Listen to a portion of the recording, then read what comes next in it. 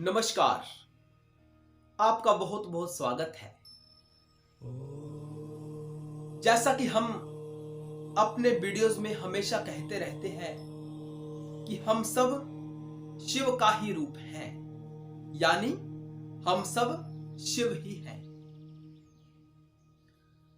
तो कुछ साधकों का यह प्रश्न होता है कि हम शिव कैसे हो सकते हैं? वो परमात्मा है और हम तुच्छ प्राणी हैं, तो हम शिव कैसे हो सकते हैं? भक्तों, ये बहुत ही गहरा विषय है। हम शिव रूप हो सकते हैं। वास्तव में हम शिव ही हैं। हम शिव से भिन्न नहीं हैं। हम शिव ही हैं। लेकिन जब हमारे ऊपर माया का पर्दा पड़ जाता है तो हम अपने शिव रूप को भूल जाते हैं। हम अपने वास्तविक यथार्थ रूप को भूल जाते हैं। हमें लगता है कि हम ये तुच्छ प्राणी हैं, हम जीव हैं। लेकिन भक्तों, जीव बिगड़ा हुआ रूप है, शिव का बिगड़ा हुआ रूप है, माया से आच्छादित। जब शिव हो जाता है, यानी जब आत्मा के ऊपर माया का प्रभाव पड़ जाता है, तो वह स्वयं को जीव समझने लगती है। आत्मा कहती है कि मैं जीव हूं, मैं यह शरीर हूं। भक्तों, यह माया का ही रूप है, यह माया ही है। जब यह माया समाप्त हो जाती है, जब हम समझते हैं कि हम शिव हैं, हम माया नहीं है, तो हम अपने वास्तविक स्वरूप में फिर से स्थित हो जाते हैं। यानी हम आत्म भाव में स्थित हो जाते हैं, हम शिव भाव में स्थित हो जाते हैं।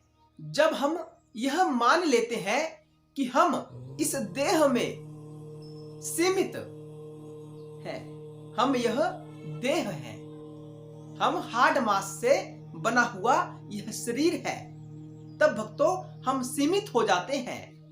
आत्मा जब अपने सीमित भाव को स्वीकार कर लेती है कि मैं केवल और केवल यह शरीर हूं, तो वह संकुचित हो जाती है। उसका संकुचित रूप ही जीव कहलाता है। और जब तक वह इस संकुचित भाव में रहता है, तब तक बार बार जन्म और मृत्यु के चक्र में फंसा रहता है। ये जीव की स्थिति है भक्तों, यह दयनीय स्थिति है जीव की। क्योंकि जीव स्वयं को सीमित समझता है, संकुचित समझता है। जो आंख से देखता है वह उसी को सत्य मानता है, जो कान से सुनता है वह उसी को सत्य मानता है, जो त्वचा से स्पर्श कर पाता है उसी को सत्य मानता है। लेकिन भक्तों, यह सत्य नहीं है, यह तो केवल माया है। माया भी शिव की है, इस बात को ध्यान में रखना। माया किसी अन्य की नहीं है। यह सृष्टि रचना के लिए शिव की ही माया है, क्योंकि शिव ने सृष्टि का निर्माण करना है। और निर्माण सृष्टि का तब होगा जब आत्मा के ऊपर माया आच्छादित होगी, जब माया का पर्दा होगा, जब शिव अपने वास्तविक स्वरूप को स्वयं छुपा लेगा, तो यह इन सब जीव का निर्माण होता है भक्तों। तो सृष्टि बनती है। यह परमात्मा का खेल मात्र है। इसे परमात्मा का खेल जानो और खेलते रहो, हंसकर खेलो। स्वयं को सीमित नहीं, असीमित समझना है कि मैं वह विराट ही हूं, मैं अनंत ही हूं। जब हम आत्म भाव में स्थित हो जाते हैं, जब हम साधना प्रारंभ कर देते हैं यह जानने की कि हम यह शरीर नहीं है, हम शिव हैं, तो हम अपने वास्तविक रूप को समझ जाते हैं। और जब हम अपने वास्तविक रूप को समझ जाते हैं तो भक्तों हम शिव हो जाते हैं। इस स्थिति को मुक्ति कहा जाता है, मोक्ष कहा जाता है। इसके लिए शिव का अनुग्रह बहुत ही आवश्यक है। मुक्ति के लिए शिव का अनुग्रह करना बहुत आवश्यक है कि वह स्वयं को यानी आत्मा को माया से बाहर ला सके, माया के पर्दे को हटा सके, ताकि हम समझ सके कि हम माया नहीं, हम शिव हैं। जो हमारा मूल स्वरूप है वह शिव है। यही सत्य है, इसी को हम सबको समझना है।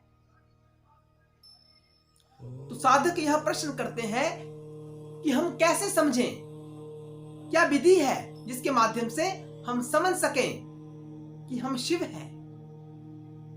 भक्तों, इसके लिए हमें कुछ साधनाएं करनी पड़ती हैं ताकि हम अपने शिव रूप को जान सकें।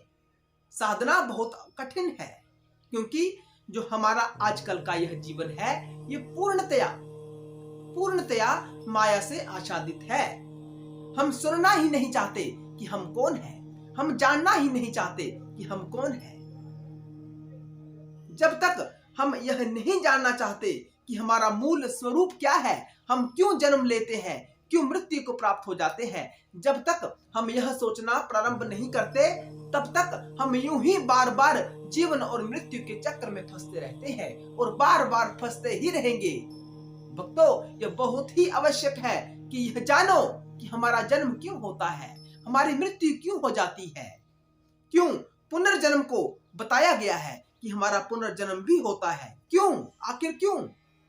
भक्तों, जो जीव होता है यह साधारणतया यह सोच ही नहीं पाता, उसकी बुद्धि में यह प्रश्न ही नहीं आता कि हमारा जन्म क्यों होता है। जब हमारे ऊपर शिव का अनुग्रह हो जाता है तभी हम इस बात को समझ पाते हैं। तभी हमारे मन में यह प्रश्न उठता है कि हम कौन हैं, कहां से आए हैं और मृत्यु के बाद कहां चले जाते हैं। यह प्रश्न जब आपके मन में उठता है तो समझना चाहिए कि आपके ऊपर शिव का अनुग्रह हो चुका है। शिव आपके ऊपर अनुग्रह कर रहे हैं कि आप मुक्ति के लिए उपलब्ध हो सको, मुक्ति को प्राप्त कर सको। यह शिव का अनुग्रह है, इसे ऐसा वैसा मत जानना। यह कोई साधारण बात नहीं है कि आपके मन में प्रश्न उठा है कि मुक्ति क्या है, हम कौन हैं, परमात्मा क्या है, जीव क्या है, यह संसार क्या है। भक्तों, आपके ऊपर अनुग्रह हो चुका है। वीडियो को पूरा देखना। इस छोटे से वीडियो में हम सारा ज्ञान समाहित कर रहे हैं कि कैसे अपने शिव भाव को प्राप्त होना है, शिव भाव के लिए उपलब्ध होना है, कैसे मुक्ति प्राप्त करनी है। भक्तों, जब हम संसार में रहते हैं तो हमें लगता है कि संसार बहुत अच्छा है, संसार ही सब कुछ है, ऐसा हमें लगता है। लेकिन भक्तों, संसार में होना ही एक दुख की बात है।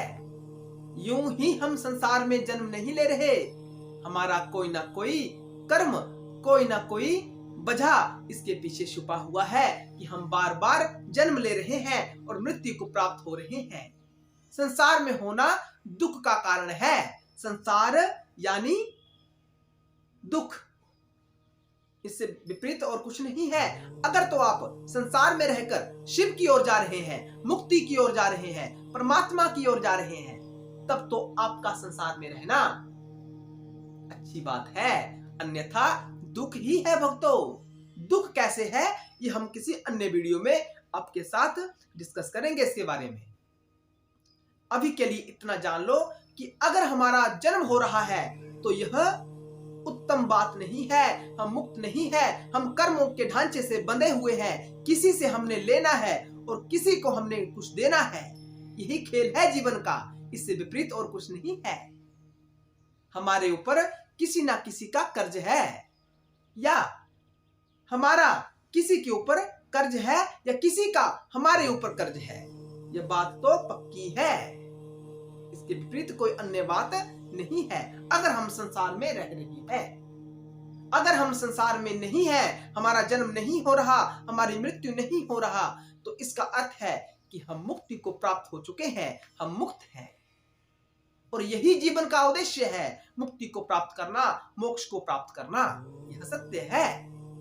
भक्तों, आइए अब प्रारंभ करते हैं कि कैसे मुक्त होना है, कैसे स्वयं के शिव भाव को जानना है। भक्तों, आपको अपने जीवन को बहुत ही सूक्ष्म दृष्टिकोण से लेना है। अपने इस जीवन को साधारण नहीं समझना है, क्योंकि यह मनुष्य का जीवन है। यह किसी पशु पक्षी, पर्वत पहाड़ का जीवन नहीं है, यह मनुष्य का जीवन है। यह बहुत कठिनाई से प्राप्त होता है, दुर्लभ है बहुत ही। इस बात को समझ लेना। भक्तों, आज से सबसे पहला आपको कृत्य प्रारंभ करना है कि क्या नित्य है और क्या अनित्य है। नित्य यानी शाश्वत, जो कभी भी समाप्त नहीं होता, जो कभी ना तो बढ़ता है ना कभी कम होता है, जो ना कभी जन्म लेता है ना उसकी कभी मृत्यु होती है, वह ना कभी यौवन अवस्था को प्राप्त होता है और ना ही कभी वृद्ध होता है, जिसके ऊपर सारा संसार निर्भर करता है, लेकिन जो किसी के ऊपर निर्भर नहीं करता उसे नित्य कहा जाता है। और जो विषय वस्तु समय के अनुसार घट बढ़ रही हो, यौवन और वृद्ध हो रही हो, कम या ज्यादा हो रही हो, वह वस्तु अनित्य है। अपनी बुद्धि में ये फॉर्मूला हमेशा से सिद्ध कर लो कि जो समय के अनुसार बदल रहा है वह मिथ्या है, वह माया है, और जो समय के साथ कभी भी नहीं बदलता वह शाश्वत है, वह सत्य है। इस बात को आज से सोचना प्रारंभ कर दो, यह आपकी प्राथमिक साधना मानी जाएगी। किसी भी विषय के संपर्क में जाओ, किसी भी वस्तु के संपर्क में जाओ, ये देखो क्या यह नित्य है या अनित्य है, क्या यह समय के अनुसार बूढ़ी हो रही है या नहीं। अगर यह समय के अनुसार बूढ़ी हो रही है, कम या ज्यादा हो रही है, तो आपने उसे गंभीरता से नहीं लेना है। उसको ऐसा जानो कि यार ये तो समाप्त हो जाना है, इसके विषय में क्या सोचा जाए। जो विषय वस्तु कभी भी समाप्त नहीं होगी वह शाश्वत है, वह नित्य है, यह साधना है। भक्तों, अपने शिव भाव को जानने के लिए जो आपको दूसरा कृत्य करना है, दूसरी अवधारणा को स्वयं में स्थित करना है, वह है वैराग्य। वैराग्य, वैराग्य क्या है? भोगों के प्रति इच्छा समाप्त हो जाना वैराग्य कहलाता है। भोग चाहे इस सृष्टि के हों या किसी अन्य सृष्टि के, इस लोक के हों या किसी अन्य लोक के। भोग यानी कुछ पाने की इच्छा। अगर हम संसार की बात करें तो आजकल का जो मनुष्य है वह क्या सोचता है कि मेरे पास बहुत ज्यादा धन होना चाहिए, मेरे पास खाने के लिए महंगी सी महंगी वस्तु होनी चाहिए, महंगे से महंगा भोजन मैं करूं, ऐसी भावना आजकल के प्राणी में होती है। मेरे पास महंगी गाड़ी होनी चाहिए, आजकल का जीव ऐसा सोचता है। मेरे पास बहुत बड़ा आलीशान बंगला होना चाहिए, यह आजकल का जीव सोचता है। ये भक्तों संसारिक भोग कहलाते हैं। आज आपने एक गाड़ी ले ली, कल को आपका मन करेगा कि यार ये अब पुरानी हो चुकी है, अब कोई नई गाड़ी लेनी चाहिए। मकान हमारा पुराना हो चुका है, अब नया मकान बनाना चाहिए। धन की इच्छा कभी समाप्त नहीं होती। आज हमारे पास 1 लाख रुपया है, कल को हमारा मन होगा कि हमारे पास 10 लाख रुपए हो। जब 10 लाख हो जाएगा तो हमारी इच्छा होगी कि हमारे पास 1 करोड़ रुपए। तो यह इच्छा कभी भी समाप्त नहीं होती और यह संसारिक भोग कहलाते हैं। इन सभी भोगों से उल्टा चलना, ना मुझे कुछ खाने की इच्छा है, ना मुझे कुछ पहनने की इच्छा है, ना मुझे गाड़ी में घूमने की इच्छा है, ना मुझे किसी बहुत बड़े बंगले की इच्छा है, ये वैराग्य कहलाता है। जहां भी स्थान मिल जाए वहां शयन कर लो, जो भी मकान मिल जाए, चाहे बड़ा हो छोटा हो, सभी में एक भाव से रहना प्रारंभ कर दो। कोई इच्छा नहीं है कि ऐसा मकान चाहिए वैसा मकान चाहिए, जो है वह ठीक है। खाने के लिए जो मिल जाए सब स्वीकार्य है। खाना नमक के साथ भी खाया जा सकता है भक्तों। जरूरी नहीं है कि मूल्यवान पदार्थ ही आपको खाने के लिए चाहिए। जब आप इस भाव में स्थित हो जाते हैं तो आप वैरागी हो जाते हैं, आप वैराग्य को प्राप्त कर लेते हैं। यानी किसी भी संसारिक भोग के प्रति इच्छा समाप्त हो जाना, जो मिल जाए उसी से अपना निर्वाह कर लेना, यह वैराग्य कहलाता है। यह बहुत ही आवश्यक है, आज से ही इसको प्रारंभ कर दो। अगर आप शिव भाव को जानना चाहते हैं, पहला मैंने बताया कि नित्य और नित्य के प्रति भेद करना प्रारंभ कर दो। जो नित्य है उसके पीछे जाना है, जो अनित्य है उसको हमने निसार देना है, उसका त्याग कर देना है। दूसरा बताया वैराग्य को प्राप्त हो जाना, भोगों के प्रति आसक्ति समाप्त कर देना ही वैराग्य कहलाता है। इस भाव में हमको स्थित होना है। आज से ही प्रारंभ कर दो। जो मिल जाए खा लो, जो चलने के लिए मिल जाए उसमें बैठ जाओ, जो रहने के लिए छत मिल जाए वो अच्छा है। कोई भी इसके विपरीत भाव नहीं रखना है, जैसा है उसी स्थिति में खुश रहना प्रारंभ कर दो। ये वैराग्य की स्थिति कहलाती है। शिव भाव को प्राप्त करने के लिए आपको जो तीसरा कृत्य करना है, तीसरे जिस भाव में स्थित होना है, तीसरी साधना जो आपको करनी है वह है मन पर नियंत्रण करना। भक्तों, जो हमारे कर्मों की मूल जड़ है वह मन है।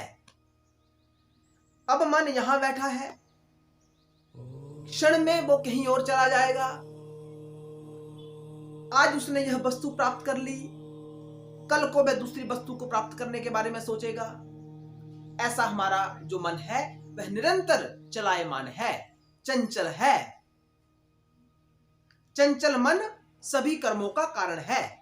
हमारे मन में बहुत सी कामनाएं भरी रहती हैं, बहुत सी वासनाएं भरी रहती हैं, और उन्हीं कामनाओं को पूरा करने के लिए, उन्हीं वासनाओं को पूरा करने के लिए हमारा मन निरंतर चलायमान रहता है। कभी यहां चलता है, कभी वहां चलता है, कभी इधर कभी उधर, कभी ऐसा कभी वैसा, यह निरंतर चलता रहता है। यही गड़बड़ है। मन को नियंत्रण करना सीखो। मन को नियंत्रण कैसे करना है? भक्तों, प्रतिदिन शिव और शिवा की मूर्ति को, के चित्र को अपने हृदय में धारण करके आंखें बंद करके बैठना है। उनकी मूर्ति का ध्यान करना है। आंखें बंद करके शिव शिवा का ध्यान करना है। मन को इधर उधर जाने से रोकना है। आप इस अभ्यास को दिन प्रतिदिन बढ़ा सकते हो। आज 2 मिनट का अभ्यास प्रारंभ कर दो,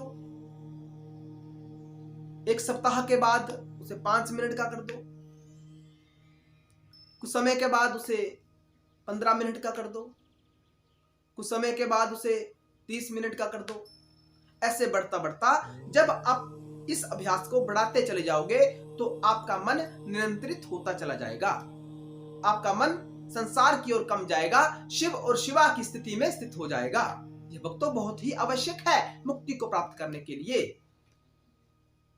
इसके लिए आजकल बहुत सी धारणाएं प्रचलित है। मन को एकाग्र करने के लिए जैसे किसी बिंदु के ऊपर ध्यान को एकाग्र किया जा सकता है।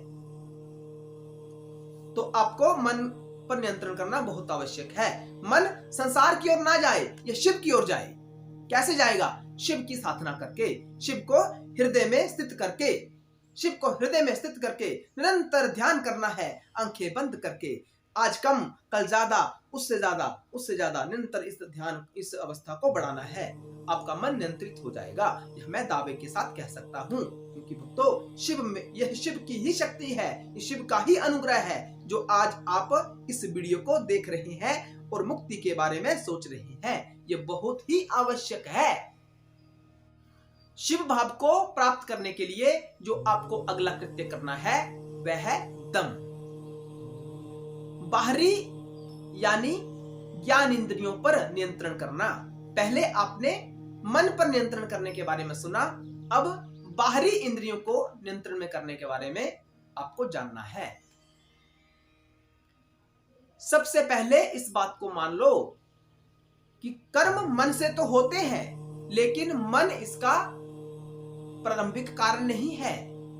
जो प्रारंभिक कारण है वह हमारी इंद्रियां हैं, बाहरी इंद्रियां हैं। जैसे आंख, मुंह, कान, त्वचा इत्यादि। भक्तों, हमारा मन अगर चाहता है कि मुझे कोई अच्छी गाड़ी खरीदनी है, मुझे कोई अच्छी गाड़ी चाहिए, भक्तों मुझे एक बात बताओ, अगर आपकी आंख ने कभी गाड़ी देखी ही ना हो तो क्या आपका मन किसी गाड़ी को प्राप्त करने के लिए होगा या नहीं? नहीं भक्तों, अगर जो दृश्य आपने देखा ही नहीं, जो दृश्य आपकी आंख ने पाया ही नहीं, तो उसके बारे में आपका मन कैसे सोच सकता है? मन तभी सोचता है जब हमारी आंख कोई दृश्य दिखाती है। अगर हमारा मन करता है कि हम कुछ गलत बात सुने, तो भक्तों हमारे कान उसका मुख्य कारण है, क्योंकि हमें पता है कि कोई गलत बात भी होती है। अगर हमें पता ही ना हो कि कोई गलत बात भी होती है, तो भक्तों हम कैसे तो हमारा मन कैसे उस बात को सुनने के लिए प्रेरित होगा? उसका कारण है कान। गलत स्पर्श पाने की हमारी भावना है, तो उसका मुख्य कारण क्या है? हमारी त्वचा, क्योंकि हमारी त्वचा ही मन को बताती है कि यह स्पर्श किया जा सकता है। अगर ऐसा ना हो तो मन इस भाव में स्थित ही ना हो कि मुझे कोई स्पर्श चाहिए। तो भक्तों, इन इंद्रियों के ऊपर निरंतरता के साथ नियंत्रण करने का प्रयास हमें करना चाहिए। कोई गलत दृश्य आ जाए, आंखें बंद कर लो, आंखें अंतर्मुखी कर लो, ताकि बाहर का दृश्य ही ना दिखे। कोई गलत बात सुनने में आ रही है तो कान को बंद कर लो, या कान उस बात में ही मत लगाओ। तो भक्तों, इसको ही इंद्रियों के ऊपर नियंत्रण कहा जाता है। यह हमें अभ्यास से इस साधना को करना है। जब हम इस साधना को कर लेते हैं तो कोई भी इच्छा हमारे मन की नहीं होती है। शिव भाव को प्राप्त करने के लिए जो हमें अगली साधना करनी है वह है कि जो भी वेद, पुराण, उपनिषद, शास्त्र में बताया गया है उन नियमों की पालना करना। यह आपकी अगली साधना रहेगी शिव भाव को प्राप्त करने के लिए, स्वयं को जानने के लिए कि मैं शिव हूं। भक्तों, जो भी नियम कि क्या करना है और क्या नहीं करना है, यह हमें कौन बताता है? यह हमें शास्त्र बताता है, यह हमें पुराण बताता है, यह हमें उपनिषद बताता है, यह हमें वेद बताता है। जो कर्म करने योग्य है उनको करना, और जो कर्म नहीं करने योग्य है उनको ना करना, यह हमारे धर्म शास्त्र बताते हैं। धर्म शास्त्र में बताए गए नियमों का पालना करना यह हमारी अगली साधना है। यह हमें अवश्य करनी चाहिए। इससे हम अपने शिव भाव को प्राप्त कर सकते हैं। यह बहुत ही आवश्यक है। अपने शिव भाव को प्राप्त करने के लिए जो हमें अगला कृत्य करना है वह है तितिक्षा, यानी समभाव को प्राप्त हो जाना। परिस्थिति कुछ भी हो, एक जैसा रिएक्शन तितिक्षा कहलाता है। यह शिव भाव को प्राप्त करने के लिए साधना है।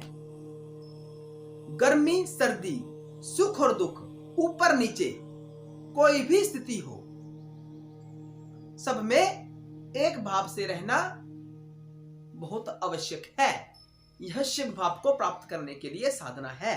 साधक के लिए यह बहुत आवश्यक है कि उसे चाहे गर्मी लगे या सर्दी लगे, चाहे वह दुख में हो या सुख में हो, सभी परिस्थिति में एक भाव से रहना उसके लिए बहुत ही आवश्यक है। एक भाव में रहो। यह कैसे हो सकता है?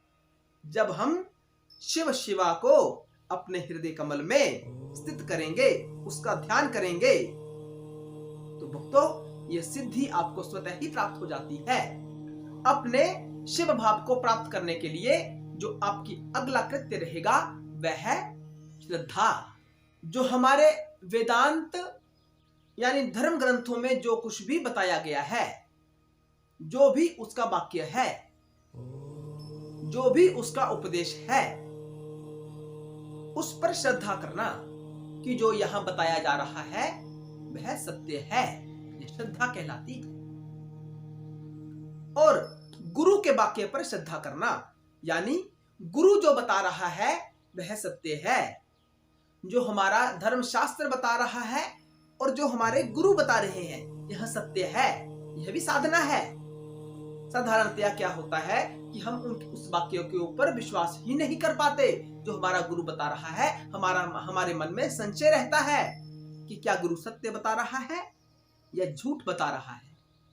यह संशय हमारे मन में नहीं रहना चाहिए यदि हम अपने शिव भाव को प्राप्त करना चाहते हैं। हमारा गुरु अच्छा नहीं है, जो वेदांत में बताया गया है यह सत्य नहीं है। जब हम इस धारणा को प्राप्त कर लेते हैं, इस धारणा में स्थित हो जाते हैं, तो भक्तों शिव हमसे दूर चले जाते हैं, मुक्ति हमसे दूर चली जाती है। इसीलिए प्रारंभ कर दो वेदांत और गुरु के वाक्य पर श्रद्धा करना, विश्वास करना, यह बहुत ही आवश्यक है मुक्ति के लिए। भक्तों इस वीडियो में हमने जो जो साधना आपको बताई है, उस साधना को करने से सारा समाधान हमें प्राप्त हो जाता है, हम मुक्ति के लिए उपलब्ध हो जाते हैं। इसको समाधान कहते हैं। जो भी हमने आपको साधनाएं बताई उनको करने से क्या प्राप्त होता है?